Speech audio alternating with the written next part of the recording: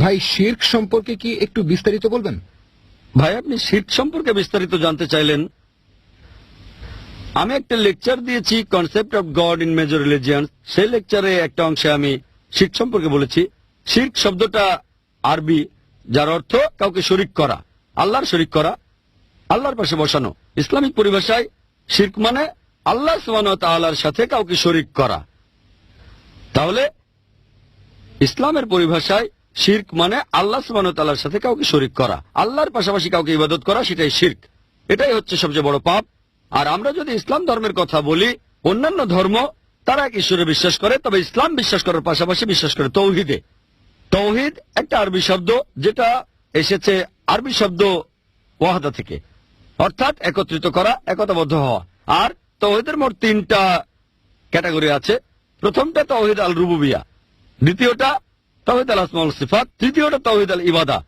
প্রথমটা তাওহীদ আল রুবুবিয়া, এর অর্থ একত্রিত হওয়া আর মেনে নেয়া যে আল্লাহ কেবলমাত্র একজন, একমাত্র তিনিই রক্ষাকারী, পালনকর্তা এই পুরো বিশ্ব জগতের, পৃথিবীর সব মানুষের। অন্য সবকিছু তার উপর নির্ভরশীল, কিন্তু তিনি কারোর উপর নির্ভর করেন না। এই হলো তাওহীদ আল রুবুবিয়া। আরবি শব্দ রব থেকে এটা এসেছে, অর্থাৎ আল্লাহ। দ্বিতীয়টা তাওহীদ আল আসমা ওয়াস সিফাত, তার মানে একত্রিত হওয়া, একমত হওয়া নামের ব্যাপারে, আল্লাহ তাআলার নামের ব্যাপারে। এটার ভেতরে আবার 5 রকমের ক্যাটাগরি আছে। 1 নম্বর যেটা হলো এই যে মহান স্রষ্টা আল্লাহ সুবহানাহু ওয়া তাআলা, তাকে আমরা ডাকবো শুধু সেই নামে যে নামে তিনি নিজেকে ডেকেছেন, অন্য কোনো নাম না। 2 নম্বর পয়েন্ট, তার বর্ণনা দেওয়া যাবে শুধু সেইভাবে যেভাবে তিনি কোরআনে বর্ণনা দিয়েছেন, অথবা নবীজি মুহাম্মদ সাল্লাল্লাহু আলাইহি ওয়াসাল্লাম যেভাবে বর্ণনা দিয়েছেন। 3 নম্বর পয়েন্ট, আল্লাহ তাআলার যে কোনো গুণ সেটা তার সৃষ্ট কিছুকে দেওয়া যাবে না। যেমন ধরেন আল্লাহ বিনশ্বর, বলতে পারবেন না যে অমুক মানুষটা বিনশ্বর।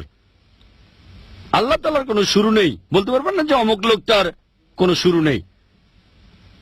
4 নম্বর পয়েন্ট হলো আল্লাহ তাআলার যে নামগুলো আছে সেই নামগুলো শুধু তারই, অন্য কারো না। আপনি এই নাম অন্য কাউকে, আল্লাহর নাম অন্য কাউকে দিতে পারবেন না। যেমন ধরেন রহমান, আপনি বলতে পারেন আব্দুর রহমান অথবা আব্দুল খালেক, তাহলে আপনি কোনো মানুষকে রহমান নাম দেবেন না, অথবা আল্লাহ নাম দেবেন না, হতে পারে আব্দুল্লাহ, অর্থাৎ আল্লাহর ভৃত্য। তাই যখন কোনো মানুষের নাম রাখবেন, অন্য কোনো নাম রাখেন, আল্লাহর নাম সেখানে থাকলেও অন্যভাবে থাকবে, আব্দুল্লাহ, আব্দুর রহমান, আব্দুল করিম। আর শেষটা হলো আল্লাহর সৃষ্টি মানুষ আর অন্যান্য বস্তুর যে বৈশিষ্ট্য আছে সেগুলো আল্লাহ তাআলাকে দেয়া যাবে না। যেমন ধরেন মানুষ ভুল করতে পারে, বলতে পারবেন না আল্লাহ ভুল করে, আল্লাহ ভুল করেন না। তাহলে আল্লাহর সৃষ্টির বৈশিষ্ট্যগুলো আল্লাহকে দিতে পারবেন না। এই 5টা ক্যাটাগরি, এটা তাওহীদ আল আসমা ওয়াল সিফাত। আপনি যদি একটা শর্তও ভাঙেন তাহলে আপনি তাওহীদ মেনে চললেন না। আর তৃতীয়টা হলো তাওহীদ আল ইবাদা, শুধুমাত্র আল্লাহ তাআলার ইবাদত করা, অন্য কারো না।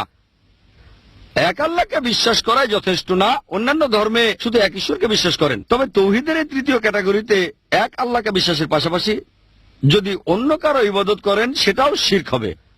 পবিত্র কোরআনে এরকম অনেক উদাহরণ আছে। যেমন কোরআন বলছে, যখন পৌত্তলিকদের বলবে যে কে তোমাদের সৃষ্টিকর্তা, তারা বলবে আল্লাহ। কে এই আকাশ পৃথিবীর সবকিছু নিয়ন্ত্রণ করে, তারা বলবে আল্লাহ। কে তোমাদের জীবন মৃত্যু দেন, তারা বলবে আল্লাহ। পৌত্তলিকরা মুশরিক। আবার প্রশ্ন করো, তাহলে তোমরা কেন আল্লাহর শরীক করছো? আপনারা বলছেন সব ক্ষমতা আল্লাহর কাছে, আল্লাহ আকাশ আর পৃথিবী নিয়ন্ত্রণ করছেন, জীবন আর মৃত্যুর উপর নিয়ন্ত্রণ আছে, আল্লাহ সবকিছু জানতে পারেন, তাহলে আল্লাহর শরীক করছেন কেন? শুধুমাত্র আল্লাহকে বিশ্বাস করা, ভালো কথা বলা, তাওহীদ আল রুবুবিয়া যথেষ্ট না।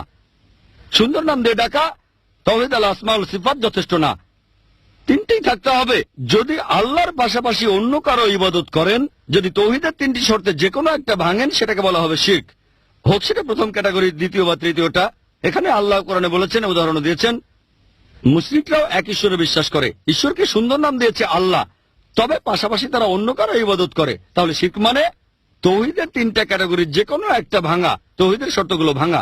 এটাই হলো ইসলামের সবচেয়ে বড় পাপ। আশা করি উত্তরটা পেয়েছেন।